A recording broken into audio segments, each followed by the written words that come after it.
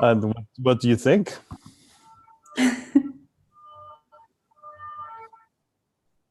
It is what it is. That's a good reaction. That's a good thing. But do you know why they did interpretation in Russian like that? Like do the voice, double the existing voice?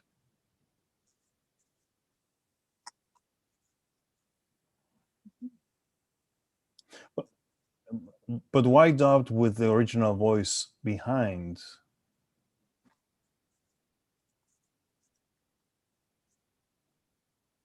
Yeah, I think it's a budget thing, no? No money, no honey, no?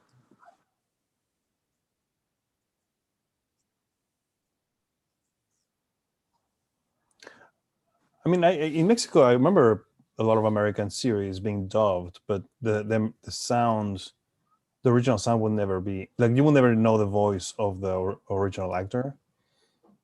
And it was always the same voices, of course, you know, of like the same people that for every part, which was a little weird, right?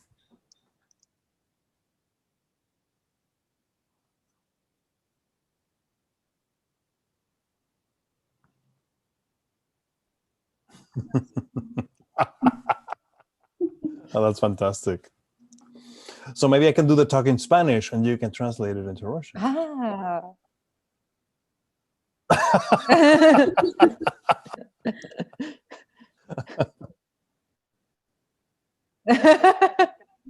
Yeah, that's going to be a little harder for me, but So it's 4.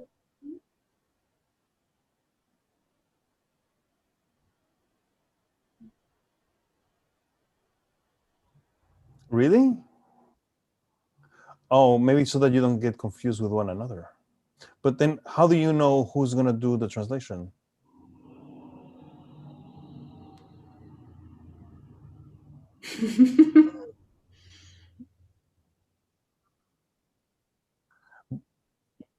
But if both of you speak at the same time, then people hear you both?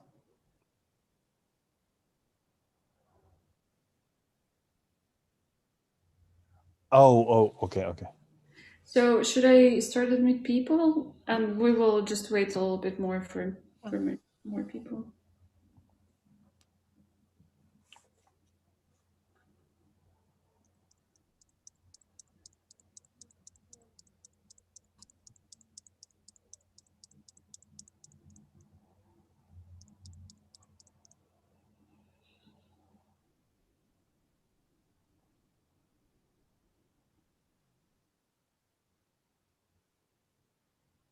Perfect. Thanks.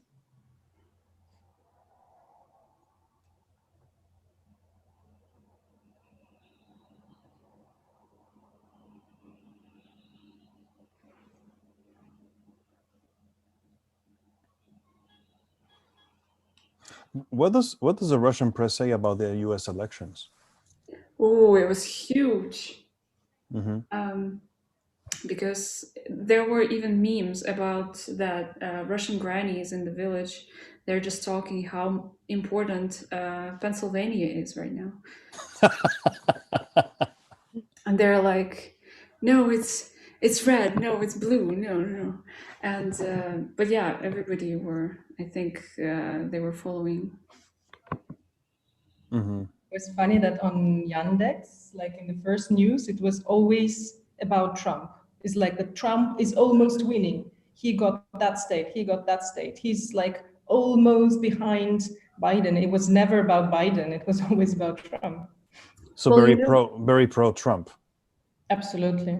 100%. It's actually because the news, the Yandex news, are regulated by a law that was like very silently accepted in Russia, so that it controls which websites are actually in those news bars, in like the first 5 in the top. So it's always like this, the pro-state, the pro-government news that are coming to the top news, and that's why they're above Trump probably. So they're usually about Putin, but yeah. for a little bit. So there was disappointment that Biden won? They don't believe it. Oh, they don't He believe he didn't won. yet. What are you saying? I mean, they are still waiting for the confirmation. You know, they don't believe this is happening. Yeah. Like Trump, right? Unfortunately, it's incredible, but 70% of his supporters still believe that there was fraud and Yeah. That's crazy. yeah. But I mean, now we're reaching the point where I mean, the election needs to be certified by the states by the end of this month. So this is like the end of the legal Mhm. process. So if all becomes certified by the end of this month, and like there's no way to prove that it happened otherwise, then there's nothing he can do anymore. So he's now really obsessed with like trying to figure out what he can do.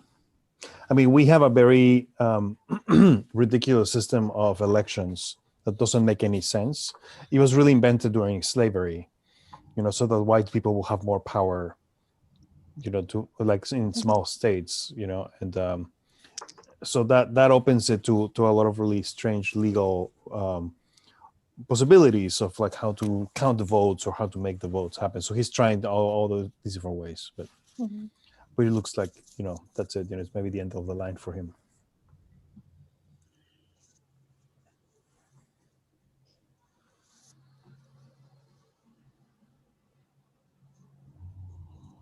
Well, during the impeachment hearings, it seemed like it's the end for him, but it wasn't. Yes, No. it's true. I mean, it's incredible how much he has survived. I mean, he reminds me a little bit to Silvio Berlusconi. You know, I mean, Berlusconi was like that. You know, like also full of scandals. His entire like you know period was like an Italian soap opera. It was crazy, like affairs with teenagers and crazy parties, and got into legal trouble. He would always survive. You know.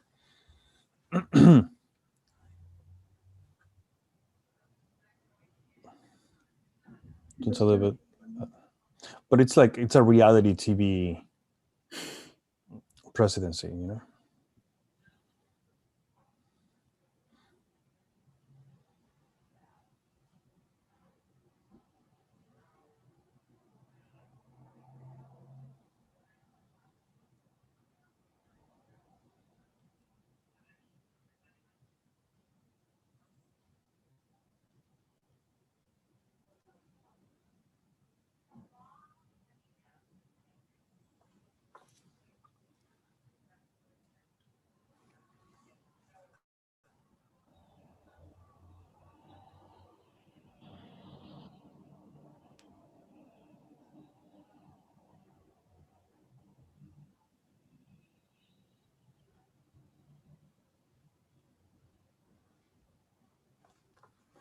So Yana, you're in France, but the rest of you are in St. Petersburg, or how is it? Yeah. Yeah.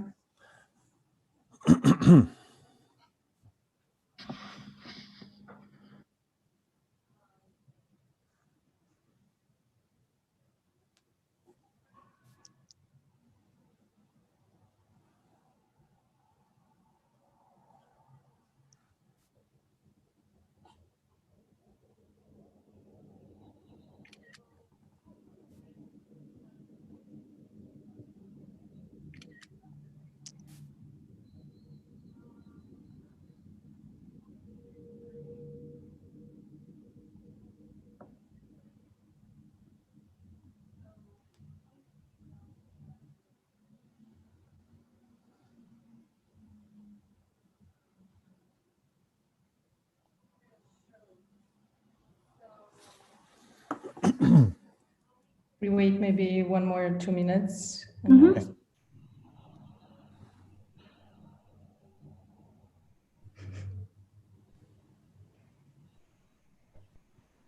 Oh, thank you, Alina.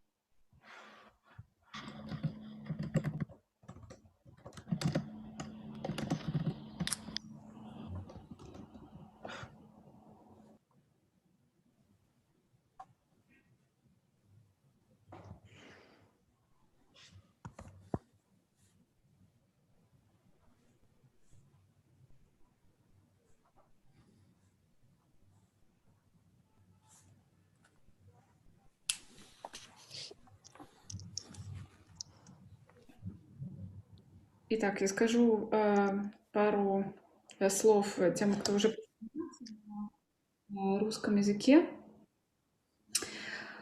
Вот. Да, мы приветствуем вас на очередной онлайн-дискуссии в рамках симпозиума второго кураторского форума. Мы просим по возможности включить камеры, если это возможно. Ну и, соответственно, конечно, выключить звук.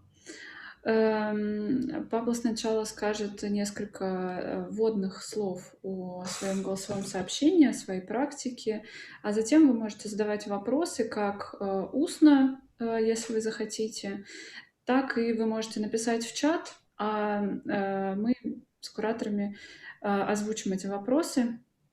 Вот. Также у нас работают наши замечательные синхронные переводчики, и в зависимости от того, на каком языке вам нужно слушать сообщение, вы можете внизу переключать язык с русского на английский. Я думаю, все. Okay.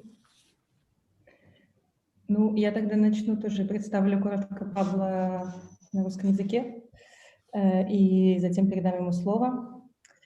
Спасибо, что присоединились и присоединяетесь еще к нам, к нашему разговору сегодня.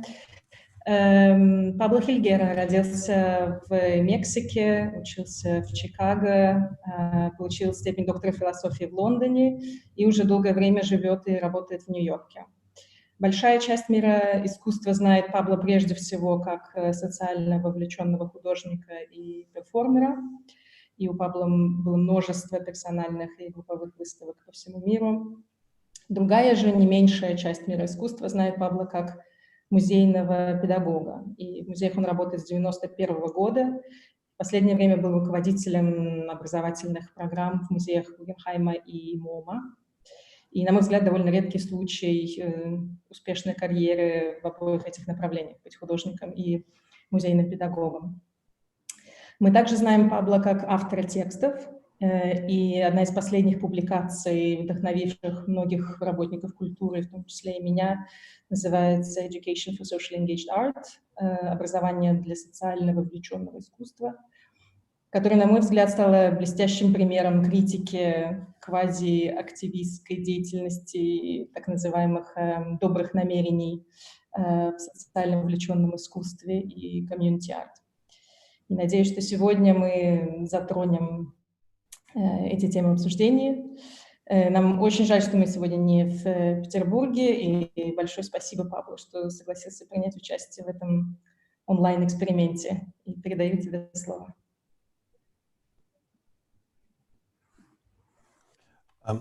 Thank you, Yana. It's a pleasure to be here, even if it's remotely with all of you. So what I'll do is I'll do a little bit of a review of my presentation that I gave that hopefully some of you saw on video. But as Yana mentioned, I am a Mexican artist who lives in New York. The vast majority of my career, I have divided my practice between being a visual artist and performance artist and working in museums.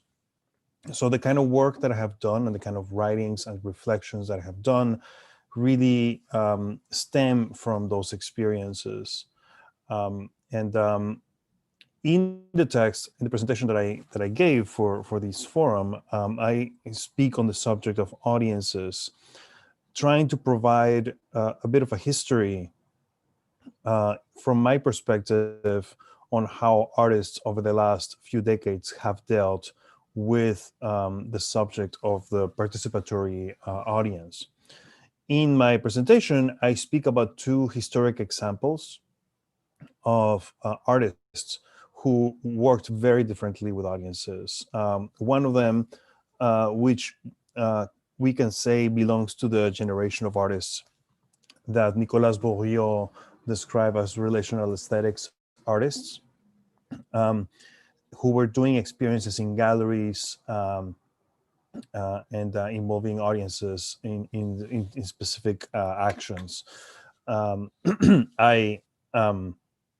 I speak about my text about how I was, as an educator, asked to help an artist bring children to an artist so they can, like, the artist could do face painting in the galleries with them, like as an artwork, and how I felt there was something wrong with that invitation, like using the audience as a medium, you know, and that was something that I felt kind of strange about.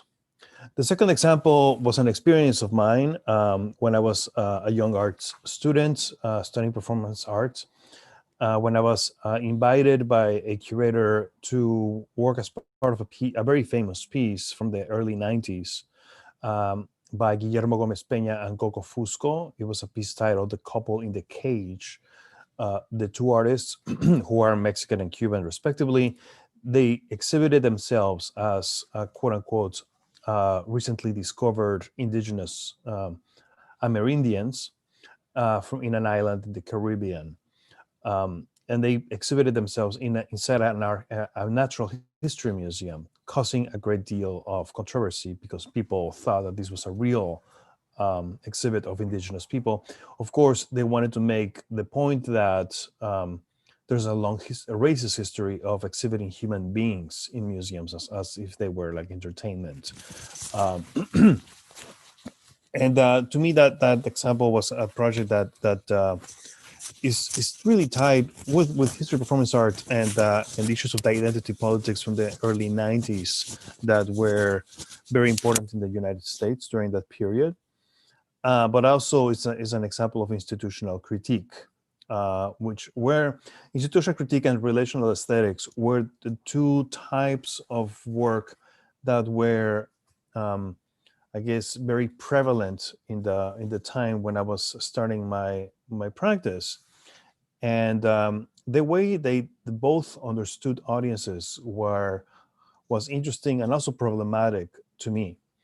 The relational aesthetics looked at the audience as basically, to me, a very passive public that simply were an extension of the art framework to support perhaps the creation of a conceptual artwork, you know.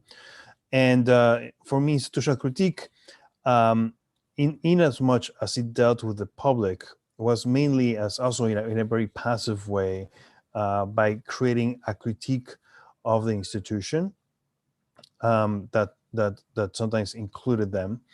And it was a confrontational approach that I understood as necessary for political reasons, but I question its ultimate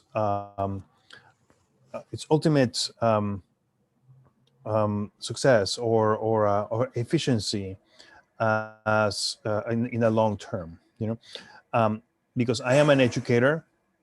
I always ask myself, the first question that an educator asks is like, who is your audience? Who is your interlocutor? Who do you have to speak to? And what are you hoping to communicate with that person? And what is that? How can you learn the perspective of that person so that you can establish a dialogue and share different kinds of knowledge? So the kind of education I'm interested in is not in simply what you will call top-down education, where you believe that you have a truth and then you simply like throw it down to the populace and people absorb it. I believe that the education process, pedagogy, can help us create relationships that are much more meaningful and generate knowledge about the world that is also meaningful. and I was always interested in local knowledge, the knowledge that I, as an artist, could help enhance or trigger or reveal by the projects that I did. In other words, I was not interested in being an evangelist of art. I was not interested in using education as like me coming and then revealing people the truth of what art is.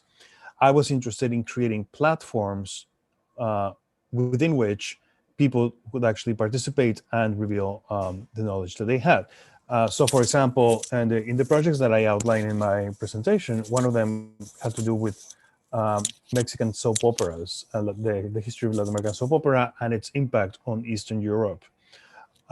I recognized that there was a great deal of interest in Latin American soap operas in the early 90s and the early 2000s when I did a project that could really trigger a really interesting conversation about how we learn about one another through popular media and how these ideas about the other get formed and about what they say also about ourselves.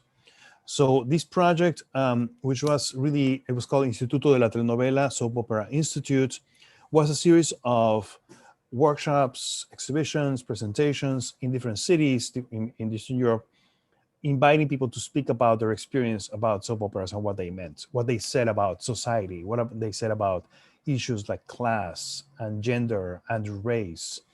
And what was really interesting is, of course, people who were fans of soap operas knew a ton about them. They knew, in fact, more than me because, I mean, I'm not, or I was not, I'm not somebody who watches soap operas all the time or, you know, for fun. I mean, I did it for anthropological interest, but not as a pastime.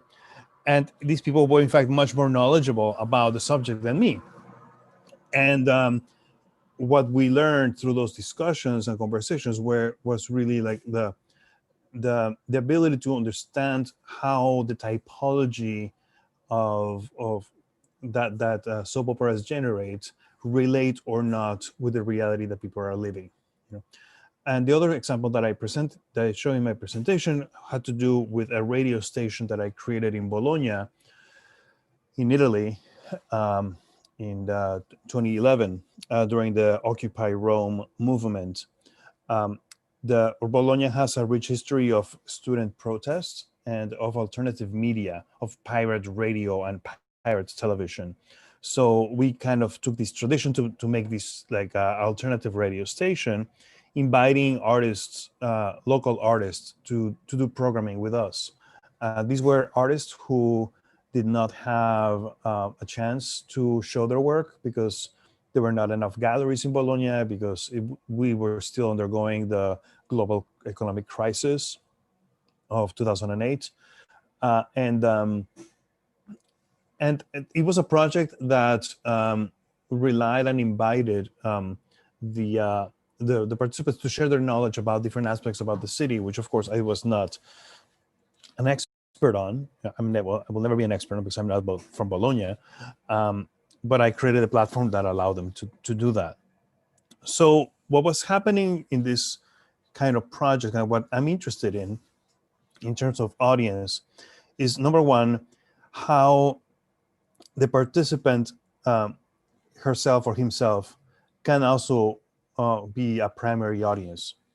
In other words, people who spoke about the soap operas, people who created radio programs, they became, in a certain way, producers as well.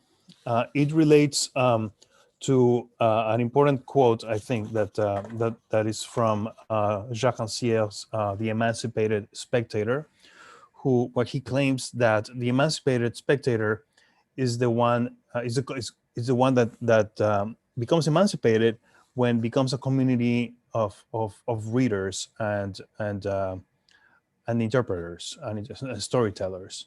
In other words, that your emancipation lies not in being detached from the work, but adding to the work in terms of adding your own narrative. And I found that really important. And so I think that an active audience is that's what essentially defines an active audience.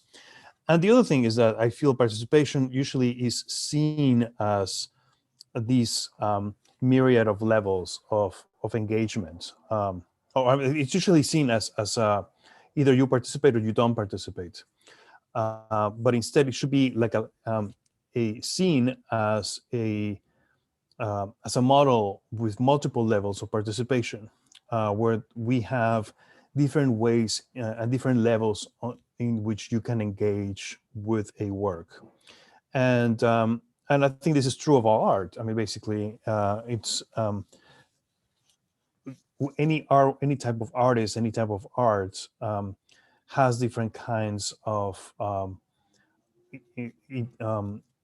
invites viewers to participate at different levels. In other words, you can just simply look at a work and then ignore it, or you can spend more time with it, or you can really engage with it in a deeper way, and it really becomes part of your life. So art has always these possibilities of inviting you to participate in it in different levels.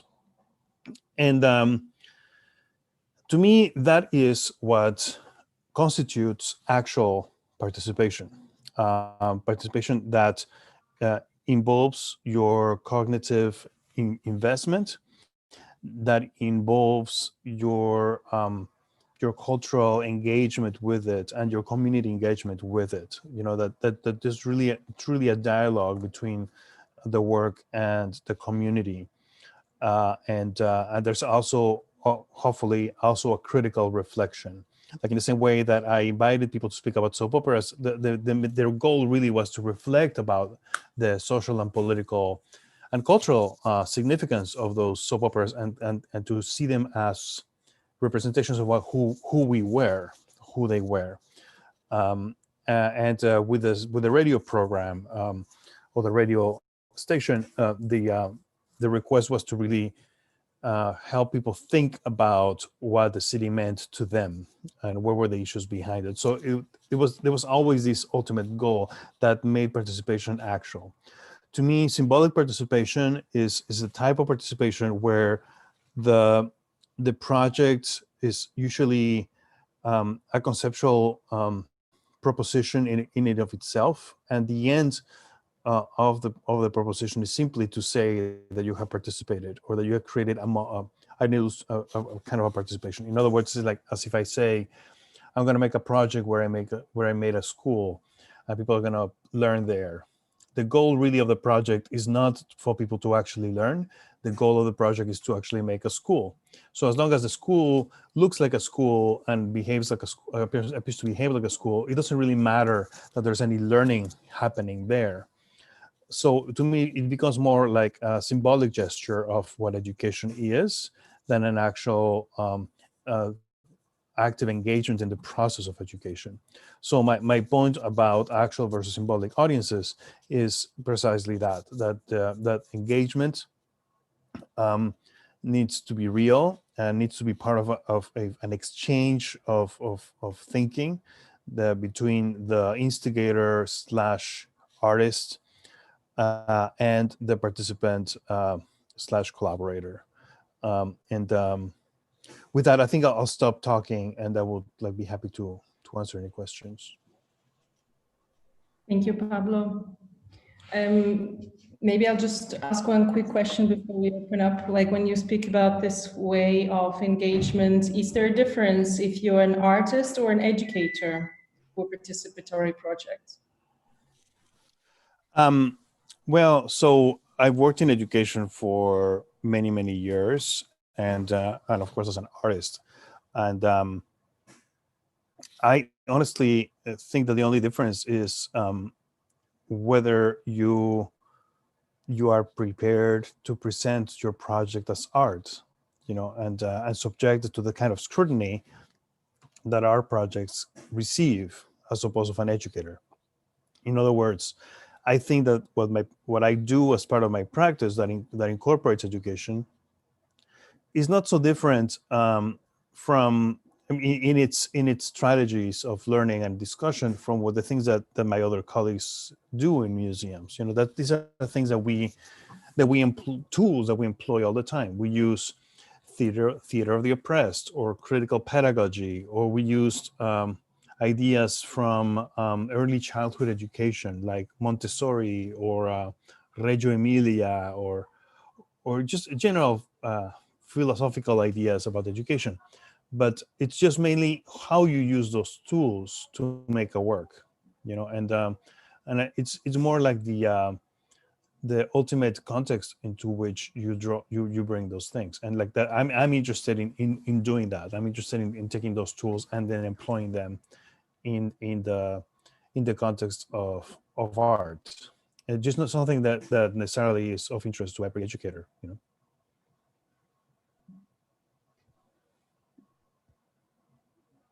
Please, if you have some questions, you can just unmute.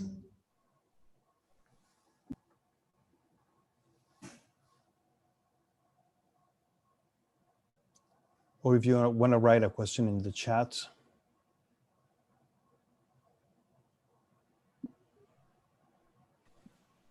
No questions. Здравствуйте.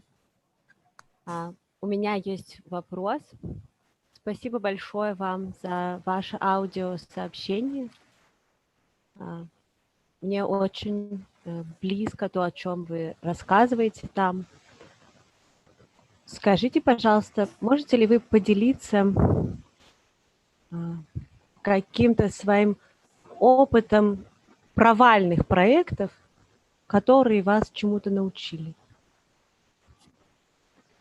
Об этом просто обычно не пишут, но мне кажется, что именно такой опыт, когда что-то не получилось или разочаровало вас, ну вот как вы рассказываете, да, про то, как красили маски.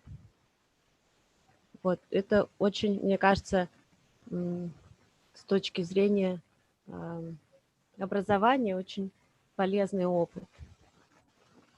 Можете ли вы рассказать про свои проекты, ну какие-то вот в них вот провалы? Thank you so much. Yeah, it's a really interesting question, and you're totally right. We are really afraid of speaking about our failures because we don't want to be seen as failures. But certainly, I've done many projects that have not worked at all. I remember a project that I tried to do in Queens. This is a neighborhood here in in New York, for which I was invited to do a project. It was a project that was directed at a community of immigrants. It's an area of Queens called Jamaica. And what I wanted to do was to create a new food item for the community. The community included a lot of Mexican immigrants, and included also a lot of Chinese immigrants. And I thought like it would be really fantastic to create a merged food item that brings the two communities together. So I was thinking about the Chinese fortune cookie, which is not really a dish, but it's a very typical American version of the Chinese food that in every Chinese restaurant you receive. And then I was also thinking of the tamal. The tamal is another food item that is very common in Mexico. It's like it's contained in a corn husk. It's essentially a cornmeal made, not pastry, but kind of like almost bready type of meal. And I thought I would just make like fortune tamales, as part of this project, and I would invent these I would just invent this story about a Mexican Chinese immigrant who invented this food item, and it became a really long process of trying to make this food item. And before we could launch it, I realized that it was actually illegal to sell food without a permit. And that was something that I learned days before. of course, this was an example of coming up with an idea, a concept, without considering the I guess the legal consequences of producing something, you know. And like, this was of course something that became a concern days before the launch of the project. So I had to actually eliminate or change the project completely days before, which, you know, to me, it only I think exemplifies the importance of the research process of a project, and also the importance of working with people who really know about the area that you are engaging with, you know. Years later, when I did, for example, the radio project in Bologna, I made a great deal of emphasis in trying to engage with people who actually knew about radio, and who ran radio stations in Bologna, who knew everything about radio in Italy, and like what needed to happen to have a radio station there. So I was in a way kind of already kind of like learning my lesson from the mistakes I had made before. And again, you know, it's essentially all about planning, all about thinking the consequences, and also on relying on the expertise of others from the fields that you might be engaging with as an artist or as a cultural producer, and being able to take those that information and everything that you learn and incorporating successfully into the project you're developing.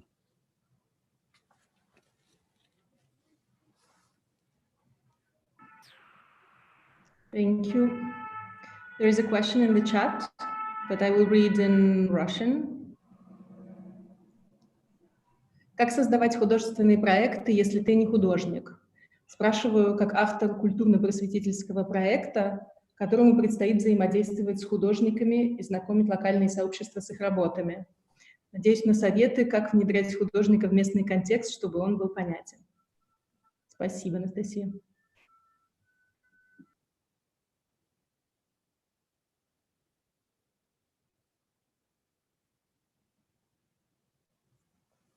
I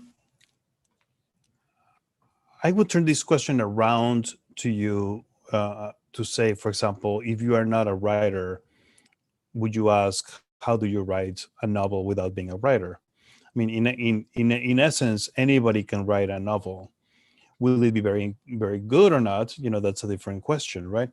The question really relies on, like, if anybody can be an artist, anybody can be a writer, but for the work to have relevance, it's perhaps necessary to understand the context of art, the history of art, the history of writing, for that matter, if you're writing a novel, and seeing how it becomes a contribution, or how it can become a contribution. Your question seems to, however, direct more towards how you can work with artists to produce something, which is also, I think, something perhaps to me even more interesting, you know, because you might have a really interesting context to offer to professional artists that you might be able to work with in collaboration, and that can result in really interesting things. I mean, this has happened to me in the past with people coming to me and saying, well, you know, I work in this particular historic house that has a really interesting story, and I feel that it could result in a really interesting art project. Or I have these, like, I live in this very interesting place that has a lot of really weird and interesting stories, and perhaps an artist can help us do something with that, you know? So I would suggest that thinking of these in terms of collaborations with artists who have experience working with communities can be a really interesting experience, and also a learning opportunity for you if you have not had a chance to make art before. And what about the artists who actually never worked with communities, but suddenly decide that that's the moment for them? You know, so where do you start? Like this, I think in Russia especially, I noticed a lot, like certain artists never having experience working with people, with communities, actually turn their practice in that direction. But then there are a lot of questions, you know, so what would you say? Where do you start? You know, it's interesting because I actually did that a lot when I was working at MoMA as an artist. But I'm sorry, not as an educator there. But I would invite artists to do projects with us, many of which were renowned artists in their own way for their own practice, but they had not necessarily had experience working with communities. It didn't always work, I have to say. But it worked when the artist understood that working with audiences was not their expertise and that they needed to be open to listen to the expertise of others. So, for example, we had a great deal of expertise working with a ton of different audiences. We work with people with visual impairment. We worked with people with disabilities. We worked with incarcerated youth. We worked with elderly people. We worked with children. We worked with every possible imaginable audience you can think of. And we knew that the process of engaging with each one of those different audiences was different. Like there's not a single way to engage an audience. Each audience is very different. So whenever the artist was able to be willing to listen to us, the project could be really exciting and really be very beautiful. But it all departs from a recognition, and this is really crucial, of acknowledging which are your own shortcomings, your own inabilities. And that goes back to the example I told you about, like I didn't understand any legal issues about food, you know, food permits or anything like that, you know. I mean, and I didn't know anything about radio in Italy. You know, these are things that I'm not an expert on. But there's people who are experts out there who can help you and who might be willing to collaborate with you to learn more about those things. So it's so my recommendation is always, whether you are an artist who is really good at their practice but has never worked with audiences, or whether you are not an artist who has never made any art and now wants to produce perhaps something in collaboration, think about who could be the experts that could collaborate with you in developing something. Think also not of yourself as someone who doesn't know anything, but someone who might have what you have to offer, because we all have really interesting things to offer. One of the most interesting projects that I worked on, and in fact that was perhaps my first social practice project, was the result of an invitation by an artist who lived in a small little town in New York called Brewster.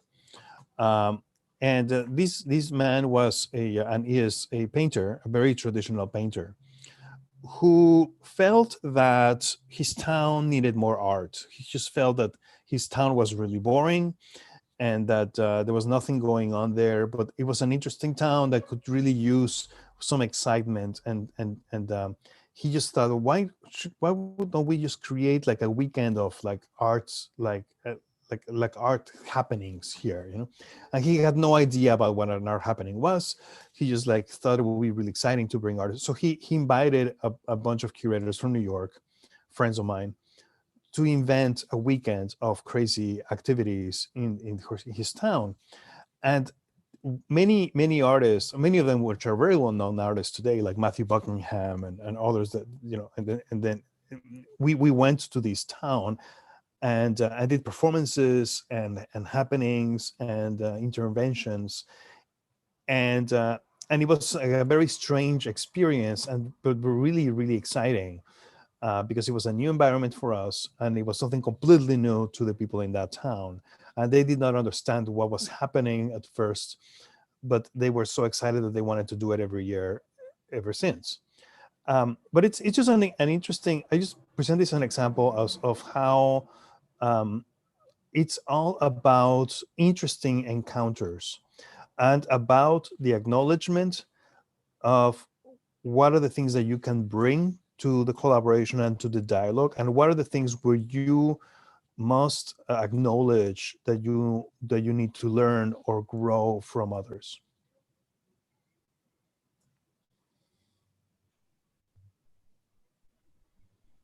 Thank you. There is another question in the chat. We'll read it in Russian. Здравствуйте, Пабло. Спасибо за ваш рассказ и вашу работу. Был ли у вас опыт партиципаторных проектов, организованных онлайн? Или, возможно, вы могли бы рассказать какие-то примеры подобных проектов? Продуктивны ли они, на ваш взгляд? И о каких сложных проблемных моментах нужно подумать при подготовке такого проекта?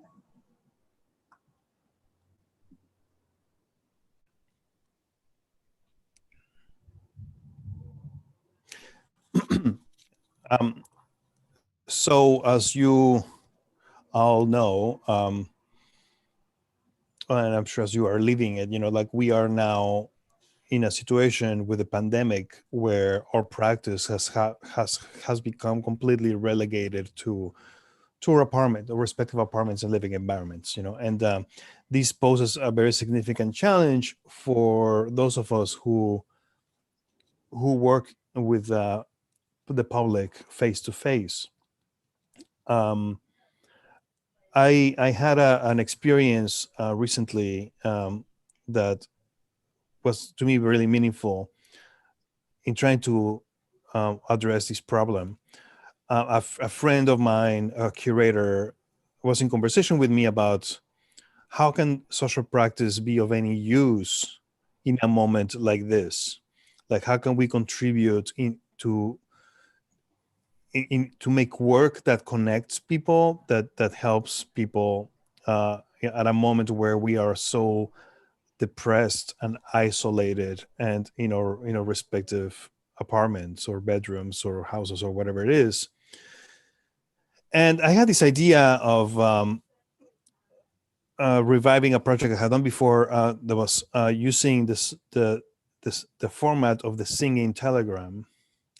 In the 1920s, in the United States, there was a company called Western Union that still exists today that had this idea that people could receive messages not via a printed physical telegram, but by phone, by receiving a telephone call from an actor that would sing you a song.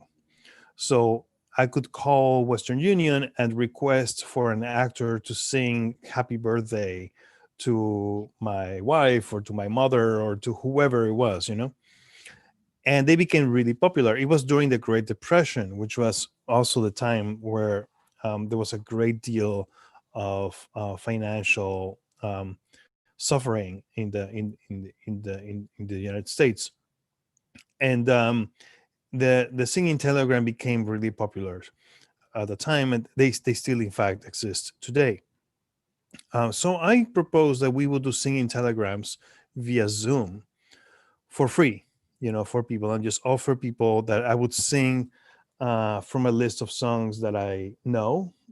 I had some background in opera and popular music, so I could sing like a Mexican ballad to somebody, or I can sing like La Boheme to someone else, or whatever. Or I could just like sing like a Broadway song or like a Frank Sinatra song to somebody.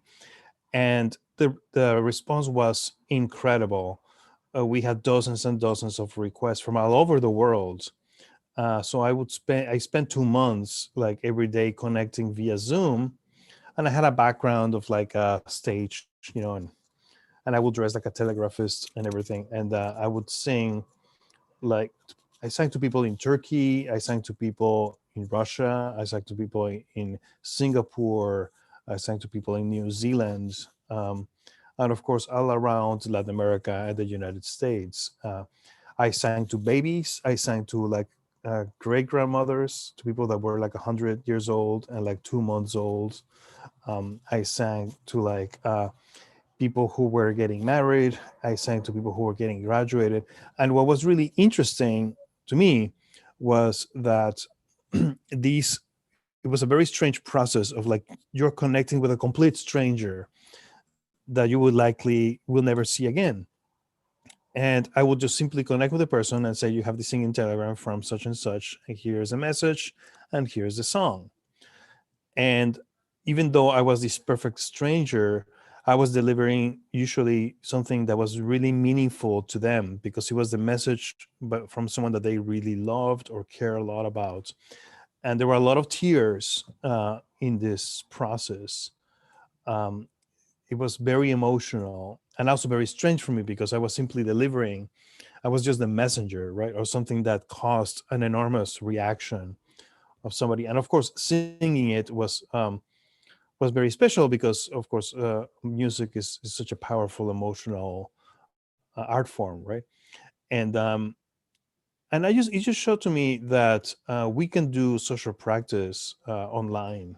You know, we of course are very limited by the medium. We're very limited by this type of technology, you know, but it is really wonderful to have it, you know. And I am I guess I'm of a generation that is perhaps the last analog generation. I mean, when I was growing up, there was no internet. When I was a kid, and the first computer I saw was when I was 11 years old. Um, and I think there's something really wonderful about the technology that does exist today. And even though I believe that my analog background is perhaps responsible for having me be inclined to those face-to-face conversations, I think there's ways in which we can revive and make meaningful connections with the technologies that we do have today.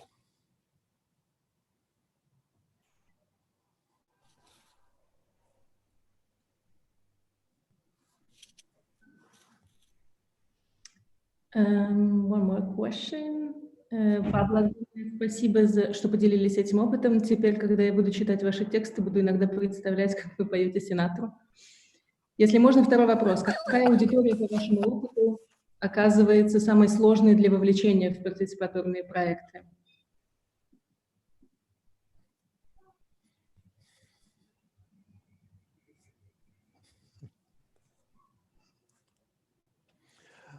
That's a really excellent question. I think it's hard. It depends, I think, on the person. I mean, it depends on the artist, you know, because I think if each artist that you ask this question, they will answer you something very different.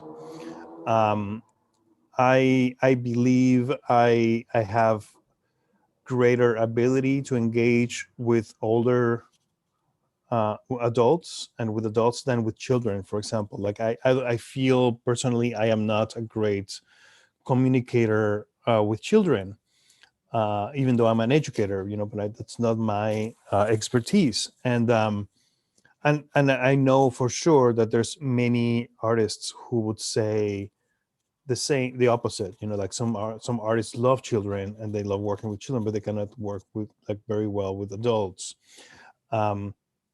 And you know, we again, it depends on your strengths, you know. I do think that we are best with the audiences that we understand the best, basically our own community. And that's why I think some of the best projects that of social practice, if you really take a look closer at them, are those projects that are done by artists for the communities of their own. You know, they are very local projects, and I think it's just something to think about when you are starting to do this kind of work. And a question that you need to ask yourself, like, do I really connect to this audience? You know, can we relate to one another? Is there a chemistry? it's a little bit like a romantic relationship. Is there chemistry in that relationship?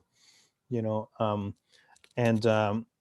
I have, of course, encountered many occasions where I feel there's just no chemistry and there's just perhaps no interest in me working with a particular community, perhaps for political reasons or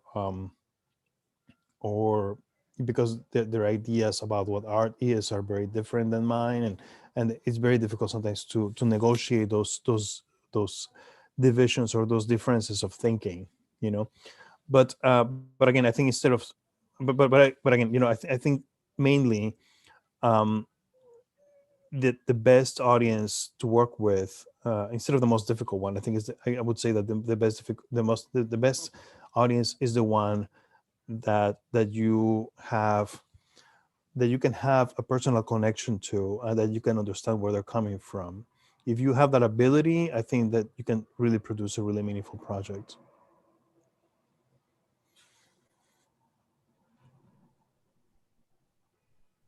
Thank you. More questions?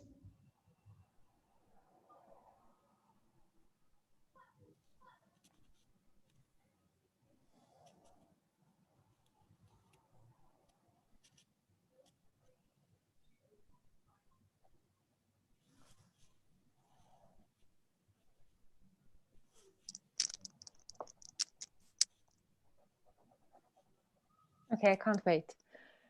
I will ask. If nobody wants to. So then I would like to ask. So basically, if I'm not mistaken, you call your practice of thinking via Zoom radical domestication. Domestication, yes. So maybe you can speak a bit about that. I'm really curious to know more. I mean, the very term really makes me curious. Yeah, so these, called the radical domesticity, and it really relates to the things that I was just talking about regarding the local. One thing that I tried to argue in this essay that I wrote a few months ago was about the pandemic and how it has impacted art making. It's about the fact that it has forced us to think really locally. That it has forced us to stop thinking out of practice as part of like these ethereal global art worlds.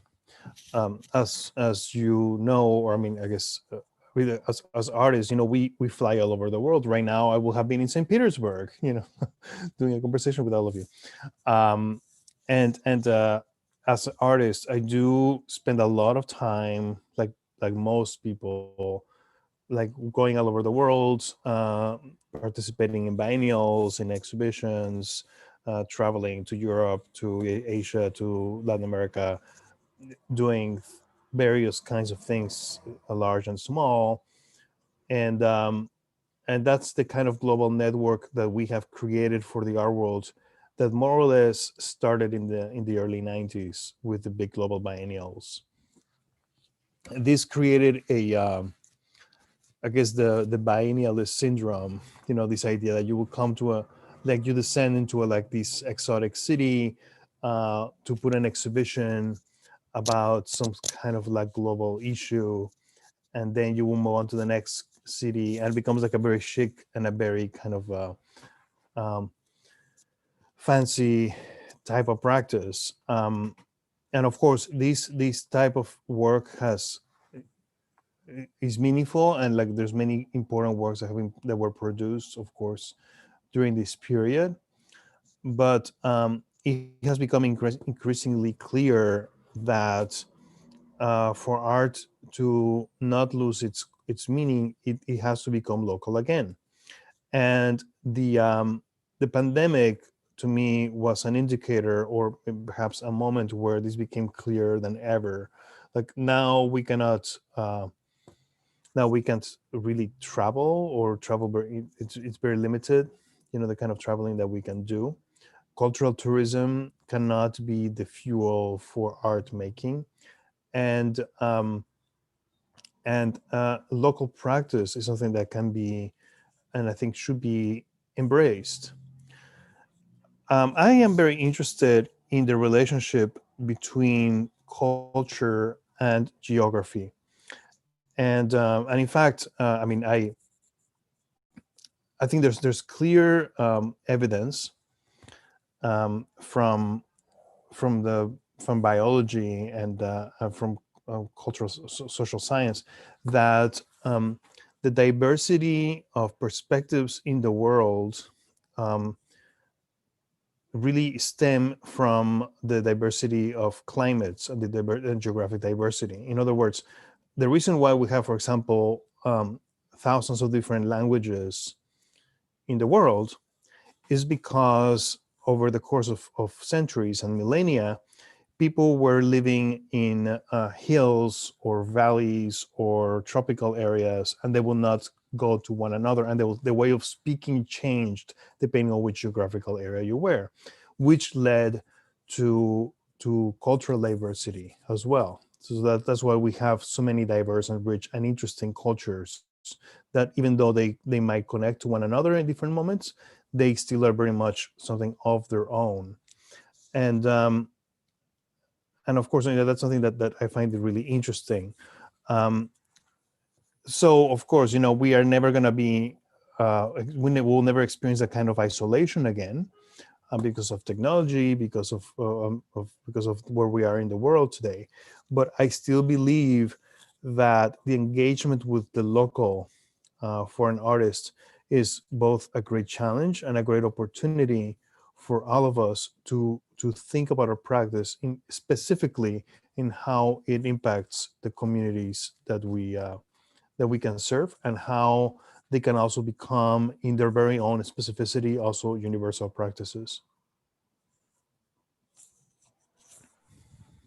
But if we speak about museums, for example, because I have a feeling that the museum educators know we were all working for decades on kind of disrupting the barriers of elitist spaces, building communities, bringing people together in museums. And what I kind of have a feeling is that it can easily be just discarded by this sanitary actions of the museums that we see now. I'm absolutely not underestimating the tragedy of the pandemics, but certain decisions that are taken by governments and museums management are just doesn't make sense. They are irrational. So I have a feeling that all this work of educators can be just thrown away. Don't you have a feeling?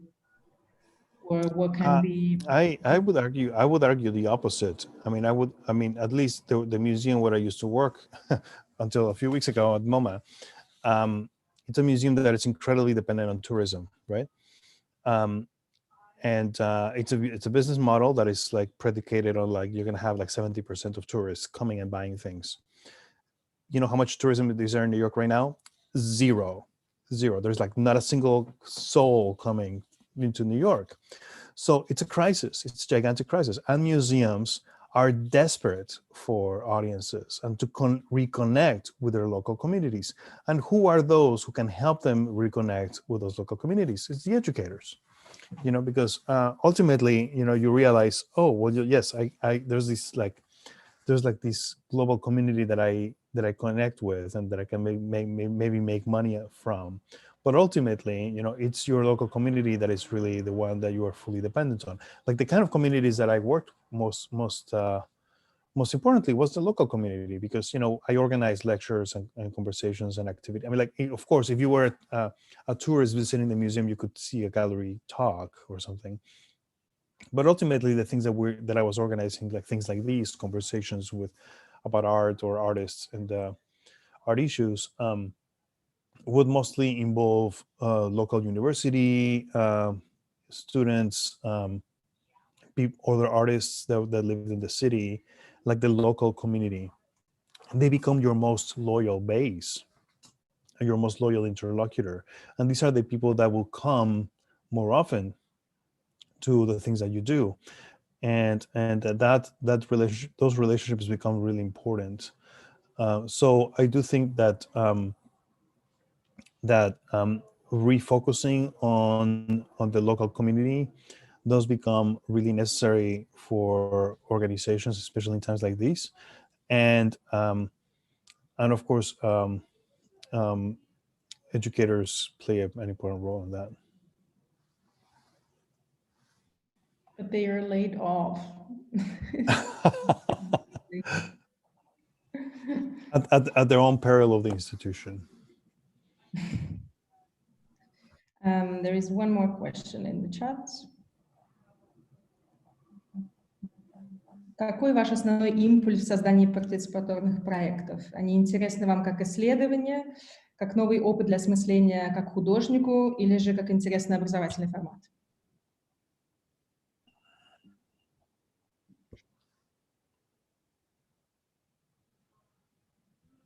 That's a good question. I see my role in the early stages of an experience, mainly as a researcher, where I ask myself, is there any good I can offer to this particular place? Is there something that I can contribute that would be of value in the context to which I am being invited to do something, you know? So, and you know, sometimes the answer is no. Sometimes I go to a place and I realize like there's nothing I can think of that could be of interest, you know? And I just struggle to figure out like what is it that I could do that actually could work. I mean, the perfect example is that the Singing Telegram project was like that, because, you know, it was last year or 2 years ago, the curator of this small cultural center in a place called Orange County in California, he invited me to think of a project. So I went to Orange County, and I don't know if you've been to that part of California. It's just really pretty. It's really beautiful. It's perfect. And there's not a problem at all. I mean, there's many problems in the United States, but that place just feels really completely boring. And I just could not really find anything I could do that would be particularly interesting to me or to the community that was there. And I kept digging and digging of interesting ideas or problems or issues that I think I could speak to, and I was just unsuccessful. And it was not until we did the Singing Telegram project that we realized like there was something that we could actually do there. But it wasn't really there. It was really for the global community that actually worked out. But my point is really that there's a very arduous process of research that one has to undertake to really understand the place that you're working on, and the issues that they might that it might present, that you can really try to contribute to understand. But it's I think it's important to give yourself the time to really study and learn about those places before you really try to think of something to do there. I hope that answers the question. There is one more question in the chat.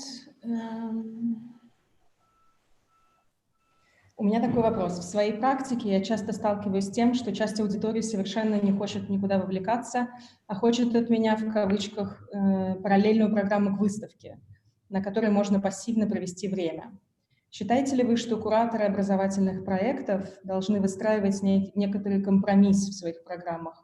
Немного радикального, немного классического? Или нам нужно отказываться от устарелых моделей раз и навсегда?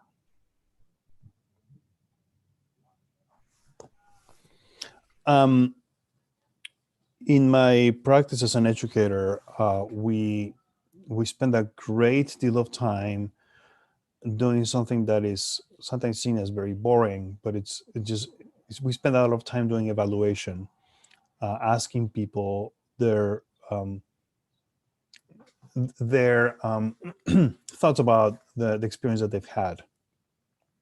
One thing that we have learned through these experiences is that many times people say they want something very specific, like I just want a lecture, you know, but without really understanding what that means. So we want to have clarity as to exactly what people mean and what people are expecting. You're completely right that people, the most common impulse of somebody who is not very knowledgeable about art, or who feels uncertain about art, is the thing of like, just tell me what it is. Just come and tell me the meaning of the thing. Just tell me when it was made, who made it, what's the term, how much the piece costs, maybe, and that's it. And then I will know everything. There's this perception that art is just an explanation about what it means, and like art theory is only like a list of explanations about what this artist did or that. What we've learned is that people actually can be open to more nuanced approaches when they understand that the situation is not as nuanced. But that only can happen when they can participate in programs that where something that was unexpected happened. In other words, if I simply do like traditional lectures to an audience that wants traditional lectures, of course, nothing will ever change. It will always be exactly the same, and we will continue living in the 19th century. But if you're able to entice a person to engage in a different kind of reflection, they would actually learn more about art. They will learn why it's important, why it matters, and they will start learning skills of critical thinking of their own that they later will be able to employ, to use in the future. So I believe that the discipline of engagement is really depends a lot in listening to your public and what they want, making sure that they don't feel completely excluded, and that it's an inclusive process. But also, it's a process where you're not like agreeing to serve fast food to people. It's like you enter into a restaurant and say like, just give me like the McDonald's burger and fries. That's all I want to eat for the rest of my life, because that's the only food I like. So you have to learn how to do it in a way that you don't tell them, well, you have to eat your vegetables, but you have to engage me and say, like, well, I know, like, I also love burgers, but try this thing that it's a little different, like maybe you might like it. And then little by little, you start engaging somebody into more meaningful conversations and reflections. Can I just ask something more in addition to this question? Thanks a lot for your answer. Can you tell a little bit more about this evaluation? Is it some kind of like, are you working on it with the marketing department, or is it a different practice where you, I don't know, maybe talk to institutional partners that have a more direct connection to communities? How do you build this work? Thanks for the question. So it's a very very specific role that we actually had one person in our staff that was in education that specifically tried to work with us to learn from the participants. And we will not ask them questions like, did you like it or not? Because those questions don't tell you anything. If somebody says like, I hated it or I loved it, you learn nothing about what happened. So there's the questions that you ask have to be very, very specific and also open-ended, and they have to address things like, was there something unexpected that happened that you were not expecting? Things related to their experience that can teach you more about what this person got out of it, and whether what they learned or what they got out of it has anything to do with what you were hoping they would learn. Because if the person really didn't understand or learn anything of what you were hoping for them to learn, then it was like, then you failed, So it's really, really important to think a lot about the questions that you're going to ask, and to the person. So you can really have like a good understanding of the situation, and of course have a large enough sampling of the responses so that you can see a pattern. Because if you ask two people about what they thought, again, it's just like, it doesn't really matter if you did something with like 200 people. If your mom says I loved it and you're a genius, well, that's maybe not enough. Maybe you need to ask more people. And you need to get a very neutral and objective assessment of those responses to really understand where are you going with this particular experiment and how you can make it better. But it's a complex and challenging process but that at the same time I think it's just very, very important. And I should add, that when as an artist, I really believe a lot in that type of assessment. And I am very interested in learning from participants as to what the experience was like. What were the things that were the best? What were the things that didn't really quite work for them? And understand why, because that would just allow you to, in the future, to do something that will be hopefully better. Thank you. Thank you very much. I think the time just ran out, and if anybody has a Можно quick я question. задам вопрос, который связан с предыдущим? Скажите, пожалуйста, чему вы научились у сообществ, с которыми работаете?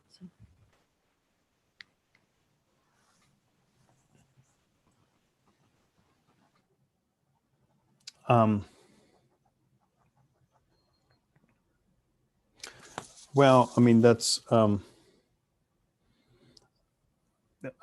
many ways I could, there's just so many things I've learned from them, but what I have learned is that when you treat people like adults and you give them responsibilities, people will mostly respond in kind. I think that we have a tendency, especially in art making and whenever we act as artists, to infantilize the public, to treat them like children or treat people like they don't know anything. And I believe that it is very important to place a great deal of trust in your participating public, and be very transparent with them as to what your intentions are. Because when people see that you are transparent, when people see that you are sincere, and that you are forthcoming with the things that you expect from them, they often respond in kind, and they can become inspired. And I feel it's just a really important aspect about working with communities to really show them respect and show them that even though you are perhaps the expert artist, that doesn't make you better than them. That just gives you a particular role to play in a relationship in which they have other kinds of expertise that are also really important.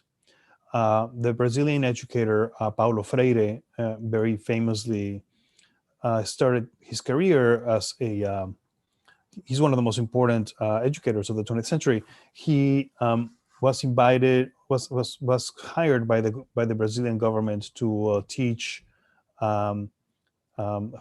farming communities in Brazil how to read and write. And when he got to this remote area of Brazil to teach reading and writing, he started his class by saying, I know how to read and write, and I'm here to teach you that. But I want you to know that even though I have this expertise and I have all this knowledge, I know that you also have a lot of knowledge about many things that I know nothing about. So let's start by, I will ask you a question about something that I think you don't know, and you will ask me questions about things that you think I don't know. So the farmers will ask him questions about what's the best time to plant this type of seed, and he will have no idea, and then he will ask them, do you know who Plato was? And they're like, who's Plato? But he starts the relationship by showing that, not that I am the powerful professor that knows more than everybody else, but more I am this guy that comes from the city that had this particular set of experiences, but I know nothing about the country, and you can teach me and I can teach you. it becomes like a real dialogue.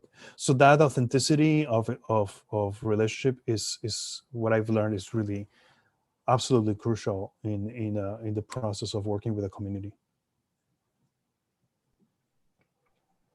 Great. Thank you so much, Pablo. It's a perfect ending, I think, of our conversations today.